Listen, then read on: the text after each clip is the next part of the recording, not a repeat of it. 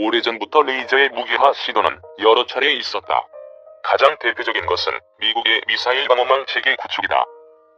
1983년 3월 당시 미국의 레이건 대통령은 전략방위구상을 발표해 소련을 비롯한 적국이 미국 본토를 향해 발사하는 미사일을 레이저로 요격하는 방법을 강구했다. 당시 이 전략방위구상은 미래에나 나올 법한 신기술로 여겨 스타워즈 프로젝트로 알려지기도 했다. 그로부터 약 20년이 지난 2000년대 초반 당시 미국의 부시 대통령은 이 레이저 요격 기술 구체화하기 시작했다. 미 국방부는 약 100억 달러를 쏟아부어 레이저를 사용해 날아오는 대륙간 탄도미사일을 요격하는 미사일 방어 시스템을 완성했다. 이 시스템에서 핵심적인 역할을 하는 것은 단연 레이저였다. 레이저를 사용해 추진 단계의 대륙간 탄도미사일을 요격하는 방식이었다. 레이저 요격은 보잉사의 747대형 항공기 전면부 노지에 레이저 포드를 장착해 운용했다. 이 대형 항공기의 이름은 YA-1 에어본 레이저이다. 항공기 제작사인 보잉 이외에도 레이저 포드를 제작하기 위해 미국의 노스롭 그루먼과 로키드 마틴이 나섰다.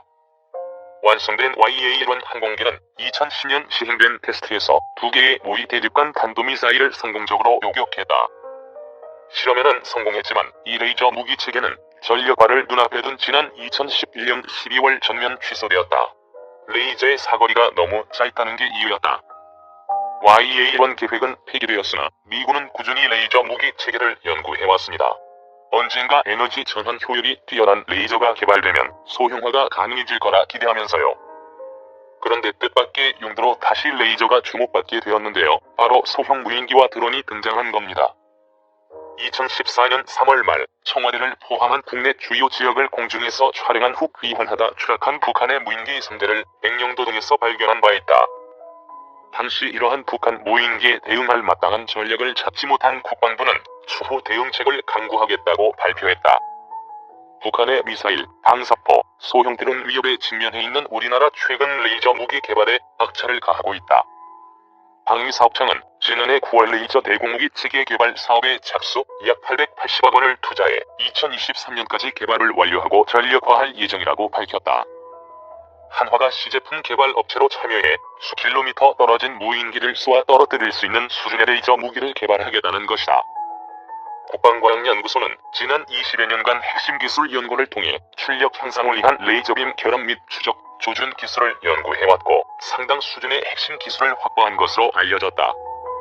레이저 무기는 미사일에 비해 발사 비용이 싸고 훨씬 빨리 대응할 수 있다는 게 강점이다. 하지만 안개가 끼거나 비가 오는 등 날씨가 좋지 않을 때는 제대로 작동하기 어렵다는 게 치명적인 약점이었다. 하지만 기술의 발달로 이런 단점들이 조금씩 보완돼가면서 무인기 및 항공기, 미사일 요격 무기로 각광받고 있는 것이다. 국방과학연구소 주관으로 관련 기술은 이미 1990년대부터 개발하고 있는 것으로 알려졌으나 구체적인 내용은 보안상 공개되지 않고 있습니다. 다만 2015년 국방부 업부보고에서도 레이저와 전자기파 등의 신무기 개발 계획이 포함되기도 했습니다. 군 관계자에 따르면 2020년을 목표로 개발을 진행했으나 완료 시점은 다소 지연될 전망이라고 말합니다. 최소 수준의 성능이 보장되는 레이저 무기는 2020년을 지나서 완성될 것으로 예상됩니다. 미 해군도 한국처럼 레이저 무기를 2020년을 목표로 개발하고 있고 개발업체의 보고서를 보더라도 개발 수준을 2020년경으로 예상하고 있음을 알 수 있습니다.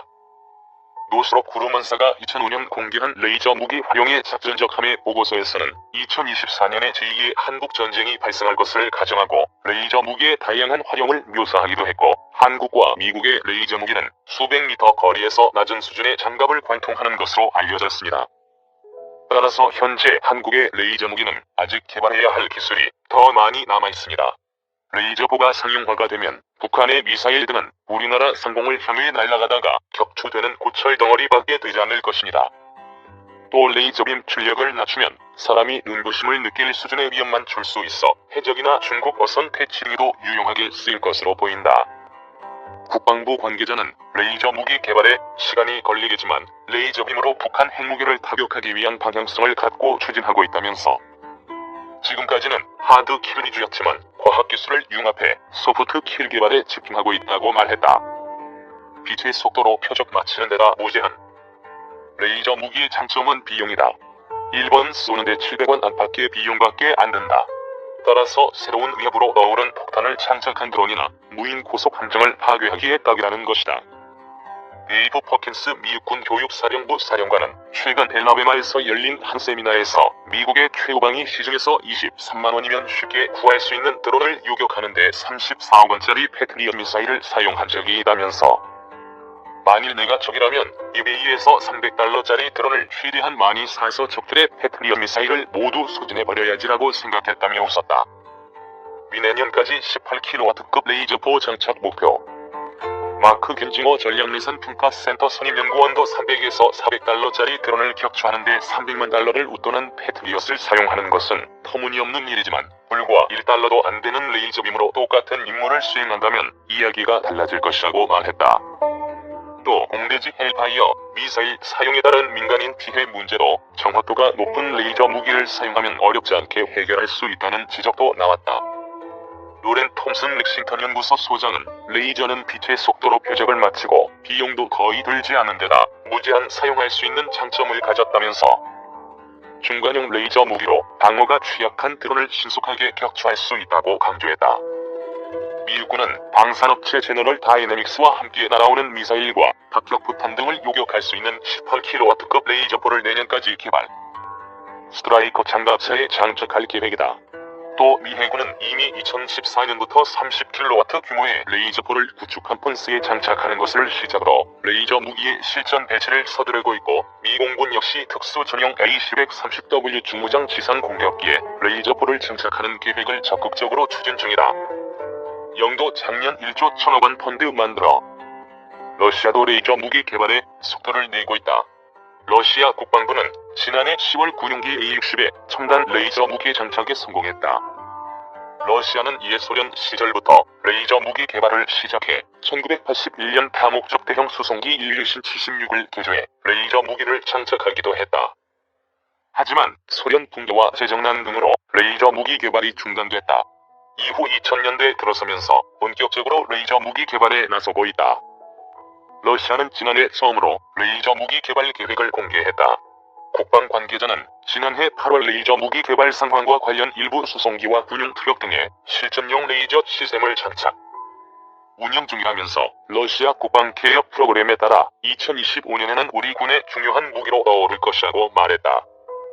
2000년대부터 본격적인 개발에 나선 독일도 2018년 실전 배치를 목표로 개발 중이다. 고출력 에너지 레이저 무기 체계를 개발하고 있는 독일의 방산업체 라인 메탈 관계자는 기존에 개발한 20kW 출력의 레이저 4줄기를 80kW 출력의 한 줄기 레이저로 합칠 수 있는 합성 기술을 탑재한 신형 레이저 무기를 개발했다면서 500m 밖의 드론을 격추하는 실험에 성공했다고 말했다. 메탈라인은 지난해 30kW 출력 레이저빔으로 1.1km 떨어진 모형 82mm 박격포 하나를 공중에서 폭파시키는 실험에 성공했다. 독일 HELS의 특징은 배터리로 전원을 공급하는 것이다. 따라서 별도의 지원 차량이 필요 없어서 움직임이 적이 레이더 등에 쉽게 포착되지 않는 장점이 있다. 다른 관계자는 레이저 무기는 총이나 미사일처럼 소리가 나지 않아 적의 발사의 징후를 알 수가 없고 광선이 눈에 보이지 않는 것도 장점이라면서 실제 적은 레이저를 맞고 나서야 당했다는 것을 인지할 수 있다는 것은 매력적이라고 했다. HELS는 수송 장갑 차량에 장착되며 30분 동안 차량용 배터리로 전원을 공급한다. 레이저를 1000회까지 발사할 수 있는 것으로 알려졌다. 한 발당 추정 비용이 1유로 이하로 아주 저렴하다. 영국도 지난해 8월 레이저 무기 개발을 위해 8억 파운드의 펀드를 만들었다. 아이리스로 불리는 이 펀드는 민간 부문에서는 충분한 지원을 받기 어려운 레이저나 로봇 등 최첨단 무기 개발에 자금을 댄다.